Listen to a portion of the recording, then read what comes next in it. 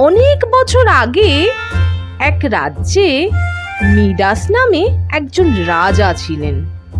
তিনি খুব ধনী ছিলেন, কিন্তু তবু তিনি আরো ধন চাইতেন। তার লোভ ছিল অসীম। একদিন তিনি রাজপ্রাসাদের বাগানে হাঁটছিলেন। এমন সময় একটি দেবদূত তার সামনে এসে দাঁড়ালো। দেবদূত বললেন, রাজা মিডাস, আমি তোমার একটি ইচ্ছে পূরণ করব। বলো তুমি কি চাও? রাজা খুশি হয়ে বললেন, আমি চাই আমার স্পর্শে যে কোনো কিছু সোনা হয়ে যাক। দেবদূত একটু চিন্তা করলেন, তারপর বললেন, ঠিক আছে, কিন্তু মনে রেখো, এটা আশীর্বাদ না অভিশাপ তা কিন্তু সময় বলবে।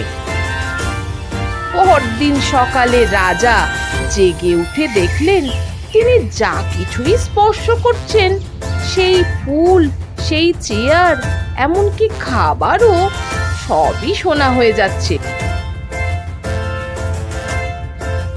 প্রথমে তো তিনি বেজায় খুশি হলেন, কিন্তু সমস্যা শুরু হলো দুপুরে। তিনি খাবার খেতে বসলেন। স্পর্শ করতেই খাবারও সোনায় পরিণত হয়ে গেল। জল পর্যন্ত খেতে পারলেন না তিনি।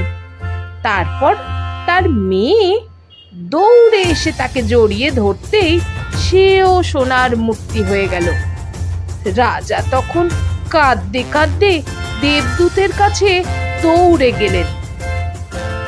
আমার এই বর আমি আর চাই না, আমি শুধু আমার মেয়েকে ফিরে পেতে চাই।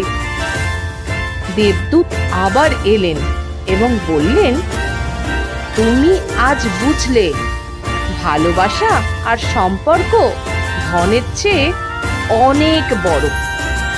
তারপর তিনি রাজার ছোঁয়া থেকে পরশমণির গুণ নিলেন। রাজকন্যাও আবার জীবিত হলো। এতে তোমরা কি শিখলে বলো তো? লোভে পাপ, পাপে মৃত্যু। অর্থ নয়, ভালোবাসা ও সম্পর্কই জীবনের আসল ধন। আজকের মতো এখানেই শেষ করলাম। টাটা।